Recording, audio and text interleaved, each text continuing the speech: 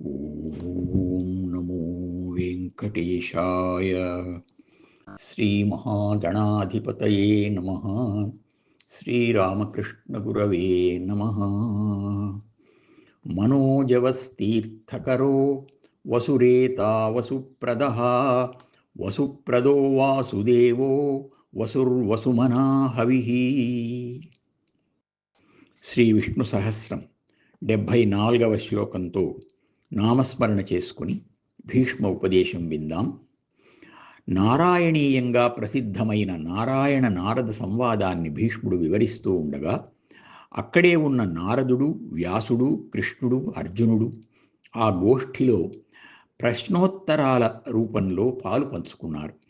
అర్జునుడు ఏకాంతిక భక్తి తత్వాన్ని విన్న తరువాత వ్యాసుల వారితో, మునీంద్ర, ముక్తి పొందడానికి అనేక మార్గాలు కనిపిస్తున్నాయి. వేద మార్గం, సాంఖ్యం, యోగం, పాంచరాత్రం, పాశుపతం, ఇలాగా.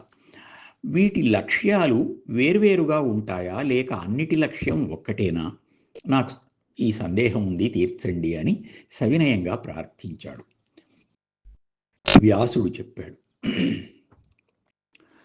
వినుమీ తంత్రంబులకెల్లను అరయ పరాయణంబు అలఘుతర సంవిత్తనుడగు నారాయణుడు ఆతని వందగా రుజువులగు పథములివి పార్థ. అర్జున, విను. అసాధారణమైన బ్రహ్మాండ స్వరూపమైన జ్ఞానమే తన స్వరూపంగా ప్రకాశించే నారాయణుడే ఈ అన్ని పద్ధతులకు పరమలక్ష్యమైన ఏకైక భగవానుడు. ఇవన్నీ ఆయన్ను చేరుకునేందుకు సరైన సక్రమమైన సజ్జన మార్గాలు అని నిస్సందేహంగా వ్యాసుల వారు ప్రకటించగా అందరూ ఆయన బహుముఖ విజ్ఞానానికి ఆశ్చర్యచకితులయ్యారు. ఈ భీష్మ ఉపదేశంతో పాటు సమస్తమైన భారత కథను వినిపిస్తున్న మహామనీషి వ్యాస శిష్యుడైన వైశంపాయనుడు. వింటున్న మహావ్యక్తి పరీక్షిత్తు కుమారుడైన జనమేజయ మహారాజు. ఆయన అడిగాడు, మునీంద్ర, భగవంతుని చేరుకునే ఇన్ని రకాల మార్గాలను దర్శించి ప్రవర్తింపజేసిన మహాత్ములెవరో సెలవిస్తారా అని. వైశంపాయనుడు భక్తిపూర్వకంగా తన గురువుకు నమస్కరించి చెప్పసాగాడు, రాజా, వేదాలకు ప్రవర్తకుడు నారాయణుని కుమారుడైన అపాంతరతముడు. ఆయనే మా గురువైన వేదవ్యాసుడు.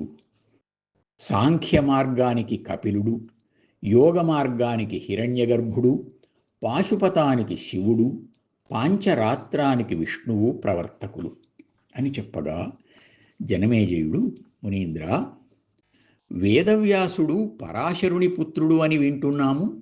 ఆయన నారాయణుని కుమారుడు అని మీరు చెబుతున్నారు అన్నాడు. అప్పుడు వైశంపాయనుడు ఇలా చెప్పాడు, రాజా, మా గురువైన వేదవ్యాసుల వారు మాకు వేదార్థాన్ని భారతార్థాన్ని తెలియజేస్తున్న రోజులలో ఒకసారి మేము నీవడిగినట్లుగానే అడుగగా ఆయనే స్వయంగా తన జన్మ విశేషాన్ని ఇలా తెలియజేశారు. సృష్టి ప్రారంభంలో నారాయణుని నాభి కమలం నుండి బ్రహ్మ ఉద్భవించి సమస్త ప్రపంచాన్ని సృష్టించాడు. ఆయన ముఖం నుండి వేదాలను ప్రసరింపజేసి వాటి సంరక్షణ కొరకు శ్రీ మహావిష్ణువు తన సంకల్పమాత్రం చేత అపాంతరతముడు అనే కుమారుణ్ణి ఉద్భవింపజేశాడు. ఆయన విష్ణు మానస పుత్రుడు అన్నమాట. అతడు పుట్టుకతోనే మహాజ్ఞాని. ఆ కుమారుడు భక్తితో తండ్రికి నమస్కరించగా ఆయన, కుమారా, నీవు ఈ వేదాలనన్నింటినీ ఏకాగ్రతతో అధ్యయనం చేసి విని వాటిని తగిన విధంగా విభజించి రక్షించు అని ఆశీర్వదించాడు. అప్పుడు ఆ కుమారుడు ఆయన చెప్పినట్లుగా వేదాలను గ్రహించి ఋగ్యజు సామ అధర్వణాలు అని 4 భాగాలుగా విభజించాడు. దానికి నారాయణుడు చాలా సంతోషించి వాత్సల్యంతో, వేదవ్యాస, రమ్మని నన్ను దగ్గరికి తీసుకుని అన్ని మన్వంతరాలలోనూ నీవు నాకు కుమారుడవై వర్ధిల్లగలవు. నీకనేక జన్మలుంటాయి, అన్ని జన్మలలోనూ నీవు మునులలో ఉత్తముడవై ప్రకాశిస్తావు. నా చరిత్రలు, ముల్లోకాల చరిత్రలు, సమస్త ధర్మాలు, త్రికాలజ్ఞత్వం నీకు లభిస్తాయి. కాలాంతరంలో నీవు వశిష్ఠుని మనుమడు, శక్తి మహర్షి కుమారుడు అయిన పరాశర మహర్షికి కుమారుడవవుతావు. కాల వైపరీత్యం వల్ల మళ్ళీ అస్తవ్యస్తమైన వేదాలను నీవు పునరుద్ధరిస్తావు. నీ ప్రసన్న వాక్యాలతో ప్రజల ధర్మ సందేహాలను తొలగించి అందరికీ ఆదరపాత్రుడవవుతావు. నీ వాక్కు విశ్వజనీనమవుతుంది. వ్యాసుడు అంటే పుణ్యాత్ముడు, లోకహితాత్ముడు అని ప్రసిద్ధి పొందుతావు. అయితే నీకు వైరాగ్యం పూర్తిగా కలగదు. నీ కుమారుడు పూర్ణ వైరాగ్యవంతుడవుతాడు. నీ అంతరంగంలో వేద విజ్ఞానం, సాంఖ్యయోగ విశేషాలు అన్నీ స్ఫురిస్తాయి అని ఆశీర్వదించి అంతర్ధానం చెందాడు. ఈ విధంగా నేను నారాయణ తనయుడనయ్యాను. తరువాత యమనియమాలను పాటించి నిర్మలమైన మనస్సుతో చాలా కాలం తపస్సు చేసి నేను ఆ స్వామి అనుగ్రహం పొందగలిగాను అని మా గురువుగారు వివరించారు అని చెప్పి వైశంపాయనుడు, రాజా, వేదవ్యాసుడు లోకహితం కోసం బహుముఖాలుగా ధర్మతత్వాన్ని మహాభారత రూపంగా ప్రవచించిన మహావిజ్ఞాన ఖని. నిజానికి 1,00,000 శ్లోకాల భారత రచన సాక్షాత్ నారాయణునికి తప్ప సామాన్యులకు సాధ్యమయ్యే పని కాదు.